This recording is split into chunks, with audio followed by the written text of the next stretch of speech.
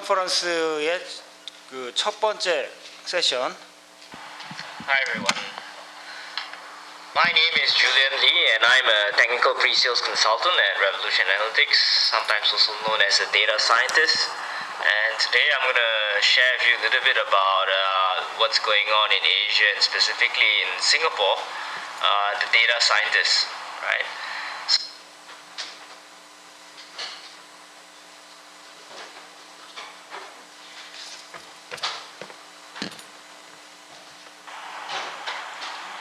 Hi everyone. My name is Julian Lee and I'm a technical pre-sales consultant at Revolution Analytics, sometimes also known as a data scientist.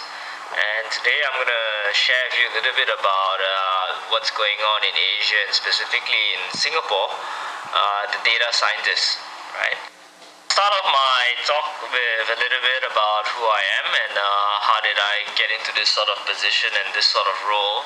Then I'll go into a little bit about how I define the data scientist, followed by the kind of tools and techniques that data scientists or scientists kind of use, and just a little bit of my thoughts about what the current status is and what the future should look like, right? Okay. So without further ado, let's get started about who am I, right? So first off, this is me. This is me years ago when I was actually single and unmarried and had lots of time and riding motorcycles all over the place. So one of the places that I traveled was actually Thailand, and I managed to ride my bike all the way up to the highest spot in Thailand, which is the Doi Internon, right? I studied in Singapore, and I'm also a father. I mean, this is my baby, and she's riding on my little motorcycle. I grew up in this place called Petaling Jaya in Kuala Lumpur, but currently I actually live and reside in Singapore. So this is a little bit about myself. One of the first things that I did immediately after pre-university was actually head off to Singapore, and my first degree was actually in the field of computational science, which is slightly different from the field of computer science. I took out computational science because I saw there was a lot of interest. It was appealing to me because you're not just studying a particular science, and you're not exactly a traditional computer science where it's being taught in a computer science laboratory. It's a combination of multiple disciplines, right? Computer science, yes, they'll teach you a little bit of programming.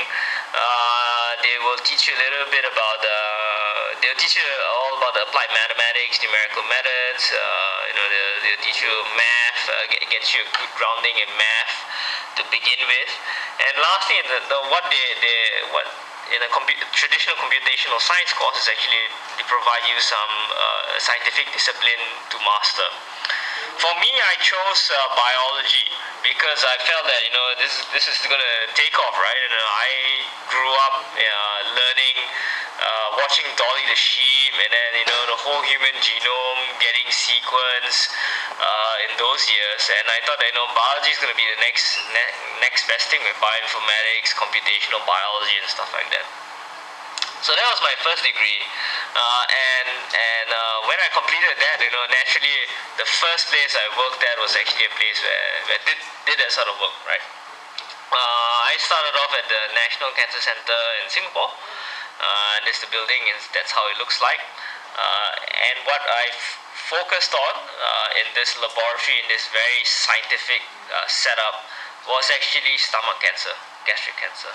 And my immediate boss, his objective was actually to find biomarkers, which are sort of like the genomic markers that determine if you are going to be sensitive or resistant to chemotherapy, right? So the idea is that if we could actually find patients based on their genome, right, cancer patients based on genome, and if there was actually a certain population that reacted better to certain chemotherapy, we would want to target those sort of patients, right? So that's that was the goal of like personalized medicine, mining through tons and tons of data, genomic data, right, from cancer cell lines to mouse models to actual patients, right, from their extracted biopsies, and then trying to identify if there's a better way to treat them, right? So I was working in National Cancer Center. I was there for a couple of years. And another company came to hire me, and that was actually Eli Lilly. So Eli Lilly is a big multinational pharmaceutical company, $20 billion in revenue every year, and they were setting up a very interesting shop, right? So if you could see, so if you're good at actually finding these biomarkers, right, the idea is that Lilly would definitely want to profit from that. Lilly would be wanting to find the right drugs or develop the right drugs that can target that biomarker, or that they can target that gene or that protein that is very aberrant, that's causing low mortality in cancer patients, right?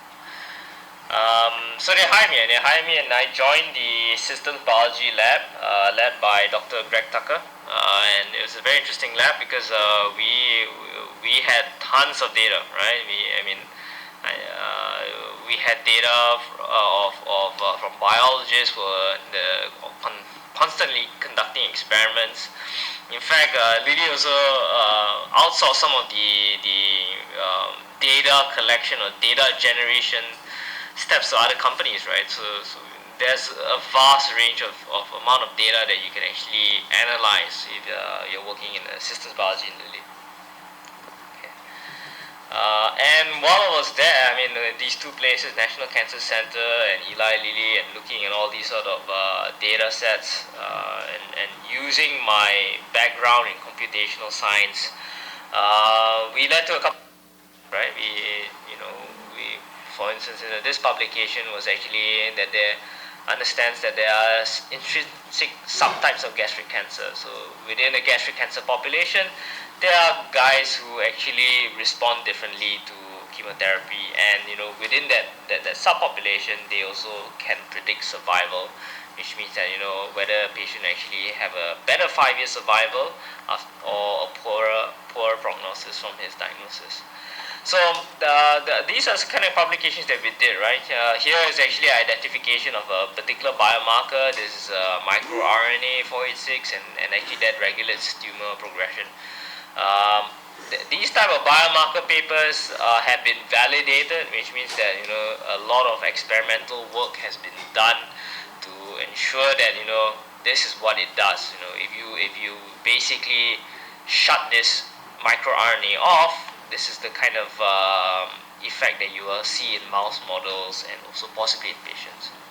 Okay, so these are very scientific papers in the genomic space, in the cancer biology space. But along the way, also, I've also managed to write a couple of joint publications on methods, bioinformatics type methods to determine cancer outlier in a semi-supervised predictive biomarker kind of discovery effort, right? And these are actually just some of the graphs from the publication to show that you can actually find these sort of aberrant genes, or outlier genes, outlier gene expression that are highly indicative, or they can actually predict survival, right? So that's my background. If you look at it on a whole, I've been doing a lot of scientific work, and that's how and it involves a lot of data, right? Analyzing, crunching that, using my computational knowledge and my programming skill sets to actually try to solve these sort of problems. And usually, I don't do it alone, as you can tell. It's a whole team effort, right? Each of these publications, you see a whole bunch of names, and there are various steps in the process, right? So in most typical scientific publications, you see that there is a lead author, and actually, there are people who actually get data, right? I mean, they are running some experiments to actually generate genomic data. I am the one analyzing some parts of the data. There are also individuals who validate whatever I've actually generated in the data analysis process. So we're going to this next topic, right? I mean, so you've got an understanding of who I am, right? I mean, I've been doing a little bit of cancer science and for quite a bit of time. Then I started working in Revolution, and now everyone's talking about data science, right? So what is data science? I would think that data science is somewhat is a term that I consider as an oxymoron, right? Because why do I say it's an oxymoron? If you take away the data, right? Apologies, sorry. If you just look at science alone, right? I mean, science naturally infers that you're going to actually analyze data. If you tell a scientist, hey, why don't you go do scientific work without any data? I mean, he'll be like, he probably has to go into a mental ward or something like that, because you cannot do science in a vacuum, right? Without data, right? I mean, it's just impossible to do any scientific work without data. So the idea by someone saying data science, in a way, it's actually a bit of an oxymoron. So that.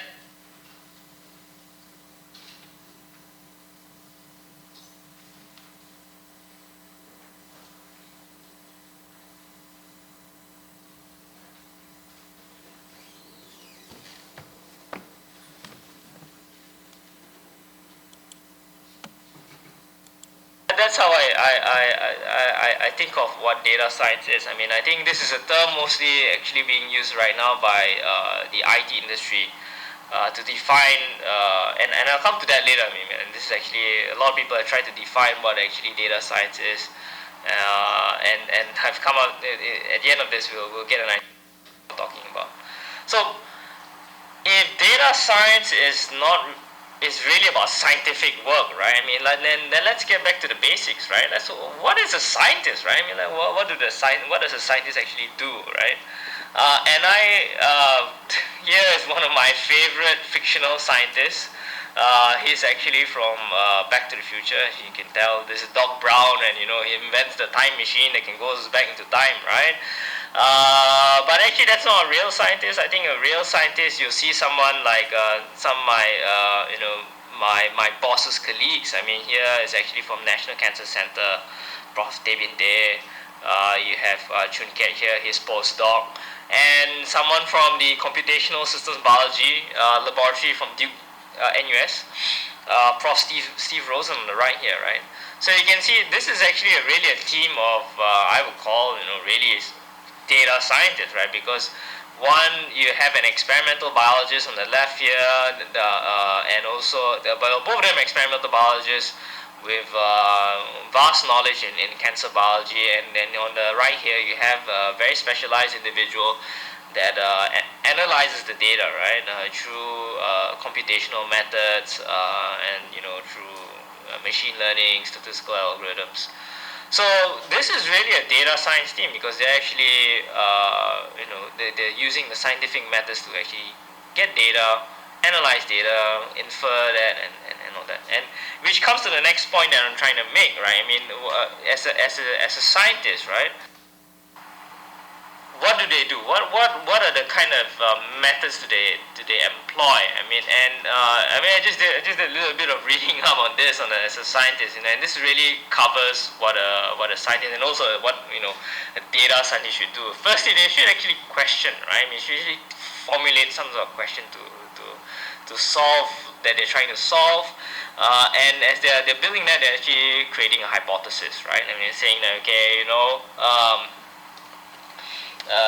if we treat our patients with this drug, they will improve by X amount, and that's possibly one hypothesis, right? Or we actually provide our customers with this sort of promotional campaign or marketing campaign, we will generate XYZ number of dollars in revenue, right? So that's a hypothesis that they're trying to solve. Data scientists or scientists will actually create some sort of procedure to do that, and also how we're going to actually validate this sort of procedure. They'll do what is also known as an experiment, and that also involves experimental design. How are you going to set up this experiment, right? I mean, do you going to have control groups, non-control, what are you going to treat it with, etc., etc. And in the process of actually designing an experiment, right, you also have to build in all the assumptions, right, that are actually being used to generate the data, right? Am I going to sample from a random population, or is it going to be a fixed study? It's a targeted data collection process, right? Because when you actually analyze your data, and if you don't know how your data is actually you're getting the data, right? And this applies to all types of fields of science, from the hard sciences or the soft social sciences, right? If you don't know where your data is coming from, and you're analyzing it like that, you can't come to a very strong and valid conclusion, right? Because if you apply the wrong statistical technique to your data and not understanding assumptions, that p-value is completely invalid, right? I mean, so the whole process of scientist actually, he understands all of these things, right? So that he can actually come to a very strong conclusion that if we actually do all of this, then yes, we can increase revenue by 20% or 10% or whatever, right?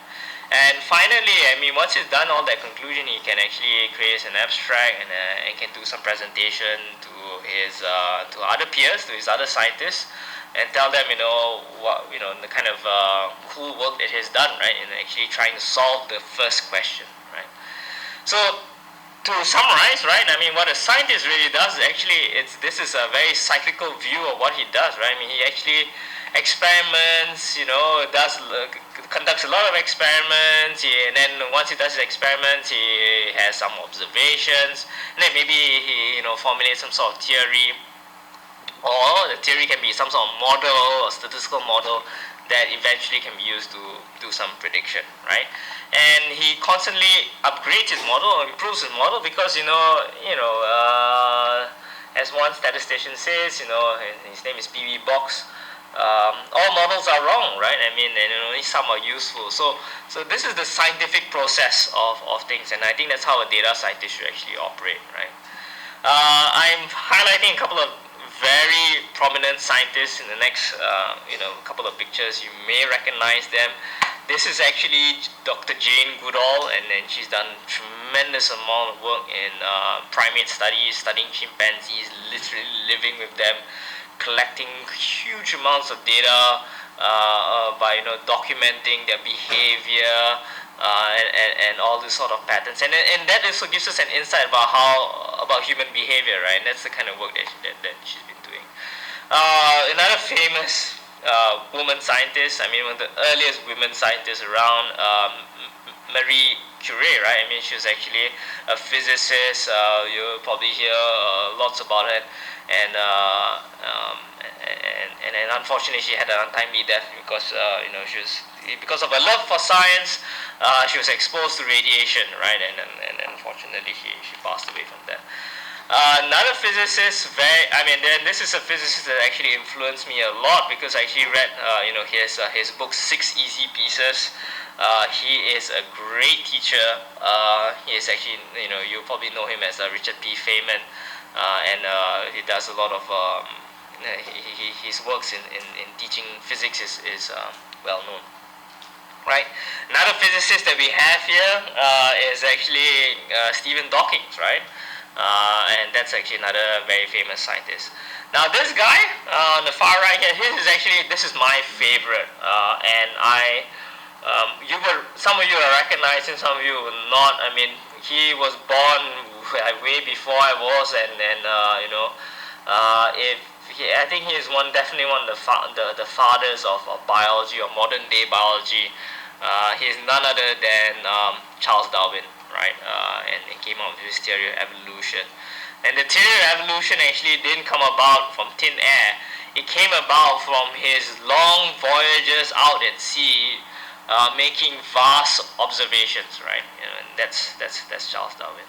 So in general, what I want to say is about the scientists is that keep calm and use the method. Okay. So other things that what other people have been saying about what a data scientist is. Data scientist is someone who is better at statistics than. This is a very famous quote from Cloudera chief data scientist. But if you go to Quora, there are other quotes out there, right? Data scientist is a statistician who lives in San Francisco, right? Because that's a Silicon Valley area, and anyone who is a statistician wants to be called data scientist. This is another very cool quote. Data scientists are statisticians who call themselves data scientists to get a job, right? And another one is this is very cool. About $20,000 US dollars a year more. Right, and that's basically what he's trying to make emphasis that if you call yourself a data scientist, you're typically $20,000 a year more expensive. And the one I like is really this last quote. Data scientists are not really scientists. If you look at them, even in this quote, right, you think of them that they're not really scientists. It's just a cool title. Well, it's not. I won't say it's a cool title. There is some functionality in the word data scientist. But it does say that they're not really, if they're engineering, building engineering solutions to solve some sort of problems, then I may not want to call that science, right? Okay. So, as controversial as what my definition of data scientist should be, or scientists, or what scientists are, right? I mean, let's talk about what about the tools and techniques of a scientist. Now, if you look at a scientist, right, this is actually a survey done by the Pew Forum, right? And actually, they asked a question about religious belief among general public and scientists. Well, as you can tell, general public, I mean, and this is likely surveyed in the US, so it's a sample of a population in the US. How they sample the general public, okay, here's a statistician and me asking this question. How they sample the general public, how they sample scientists is unknown. I didn't really get into the methods of how actually they did that. But this is just consider this just a random sampling sort of survey, and 83% of the public who do believe in God actually do believe in God, right? And large majority of scientists in general, either they don't believe in God or they believe in some universal spirit or higher power. But if you look at it, 41% don't believe in either, right? I mean, they don't believe in a God or don't believe in a universal spirit or higher power. And I think that kind of philosophy that scientists have reflects also the kind of tools and techniques that the scientists will actually use, right? Because if you think of how scientists think, right, it's really based on truth, on proof, and on existing works and that sort of thing, right? It's not true, your friend says you use tool A, therefore, okay, I will use tool A too. I don't think scientists, a true scientist will work in that sort of way. And if you ask any scientist out there, they will say, we do what's best for, to get published, to actually come up with the best conclusion, right? So a very good scientist, right, I would say they are tool agnostic, right? They will use whatever it takes, right, to get the job done, right? I mean, and they may say that's R, they may say it's Python, they may say it's MATLAB, they may say it's Mathematica, whatever, right? I mean, the kind of tools that they use is not, they don't strictly stick to just one tool. In fact, even the kind of text editors, if you have some scientists who are very good programmers, right, sometimes they don't even stick to just one type of text editor. They could be using VI, Emacs, and then Emacs with Emacs speaks statistics and stuff like that. So, but I for the audience, I think you're definitely here to know what are the general tools and techniques of what in the industry or industry data scientists, what do they use, right? I mean, clearly what they need are their IT tools, right? And they need to know they need to be strong. I mean, not to be fabulous C++ programmer, right? I mean, but being able to actually write generally good code, I think that's a good skill set of a data scientist. They definitely also handle databases, right? So SQL, being able to know what an ODBC is and calling data in and out, limitations of ODBC, etc. Right? So and also being able to fit into an IT environment, right? I mean, okay, so I'm going to build a statistical model. How is it going to go? Is it going to run in PMML? Is it going to be running in being called as a web service, etc. Right? Another good skill set, I think one of the tools or techniques of data science is that he needs to know his algorithms, right? He needs to know all his stats and math, in terms of what kind of machine learning algorithms do I like the most, what do you think will fit best for this? If the data is like time series, right? Obviously, the ways to analyze in a time series or format, right? I mean, if you see it violates some of the assumptions of linear regression, don't use a linear regression model, right, to actually fit the data. So data scientists will should know, or a statistician should know, what kind of algorithms or statistical algorithms should be applied to the data set that they have. And the thing that everyone talks about is also, I think, in terms of tools and techniques of a data scientist, is the ability to have domain knowledge, right? I mean, I've been working on cancer for the last 6-7 years. I mean, if you throw me into some environment like a mining industry and how they actually mine minerals from the earth, and what's the most efficient way to mine that? Can we predict the yield based on that? That would take me some time to figure out, right? I mean, I don't have that domain knowledge. Heck, I don't even know how metals are actually how you get your metals out of the earth, and you have to travel 1,000 feet or 1,000 meters from the surface of the earth. So that kind of information is also vital as a data scientist. I mean, that allows you to also understand very quickly how the data is being generated, how do they actually obtain that data, right? And what are the assumptions that are made when they actually obtain that data, right?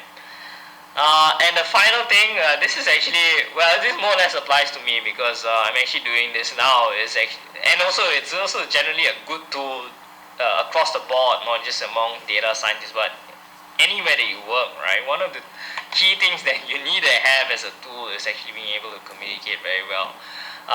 And as you can tell, this slide, I mean, this short presentation I have, building slides and documenting it in this sort of way, that's a great skill set to have, and being able to communicate to senior management, people who don't have IT skills or people don't have statistical skills, being able to tell them, what's needed, what's necessary, what needs to be fixed, what do you need to have, to actually get the job done. I think that's also a very vital skill set. Okay, so what do I think about currently and the future? And since you all know that my favorite scientist is actually Charles Darwin, and I like the idea of evolution, I have this slide here on evolution, and I want to talk a little bit about what I see in the market within the Singapore Asia Pacific region. There is tremendous amount of future, and I think that really it's an evolution of companies and organizations in how they want to get better and make more money, right? So I think of it as Asia Pacific, or in this region, we've been only lately going through this huge population boom, right? I mean, if you look at our population in the last 10, 20, 30 years, I mean, that's nothing, right? I mean, the growth rate that we've been experiencing is just phenomenal, and because of that, I think partly because the huge population boom that's been happening in the last 30, 40 years, companies, it's easy to set up a company, just selling products and stuff like that. But now we're reaching a stage that companies need to get smarter, right? We need to actually, we've been doing this, we've been selling this for the last 10, 20 years, doing the same thing over and over again. But now there are more competitors, right? Now there's all this, iPhone, and consumers are getting smarter. People in Asia are getting more educated. So all of this is changing the marketplace, and companies definitely need to get smarter. They need to get smarter actually how to market it to people who are getting smarter. They need to market. They need to know how to actually sell better, find out what they like, mine, preferences and that sort of thing. So with that in mind, right? I mean, and how organizations are getting smarter and evolving. Will there be a greater need for data scientists or scientists for that matter? Definitely, right? I mean, the ability to build models, some sort of theory that they can actually help predict the future and can actually make an organization richer and have more, more revenue would definitely, that's where I think statisticians will always be in demand, for the future. So my closing thoughts on this is that really, I mean, the sky's the limit. I mean, if you have the skill sets that, or if you're a scientist now, I think that the sky or the space is really the limit, right? In terms of where you can go. Because if you have that scientific capability and understanding data, right? I mean, understanding these terms like big data is just a add-on, right? Because having good scientific capability allows you to analyze data better and allows you to build great hypotheses and come up with great conclusions, right? I mean, and organizations will definitely value that skill set tremendously, right? And if you can conclude with very strong statistical certainty that XYZ event will occur, I think you'll be in great demand in any organization, right? So that's really my closing thoughts on this whole field about data science and in Asia Pacific. And I think I hope you all the best in whatever endeavors that you're going through. And lastly, thank you for giving me this opportunity to speak to you and share with you a little bit about what I feel and about data science or science in general. Right? Okay. Bye bye.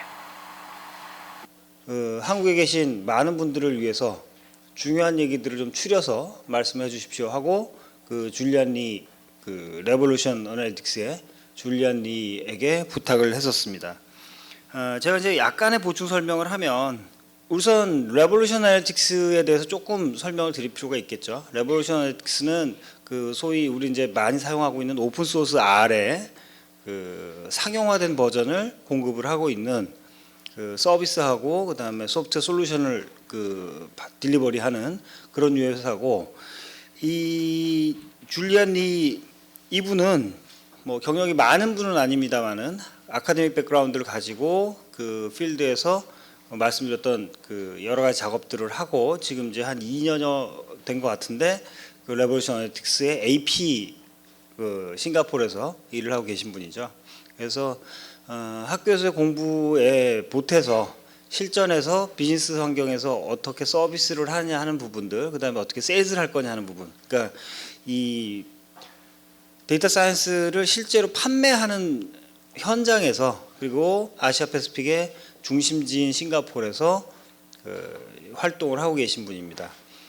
오늘 뭐 지금 시간을 최대한 우리가 잘 활용하기 위해서 아직 다 오시기 전부터 이 세션을 시작을 했었고요. 그리고 배포해드린 자료를 보시면 저희가 딕테이션까지를 거의 비슷하죠, 그죠? 거의 비슷하죠. 딕테이션까지를 신경을 썼습니다. 왜?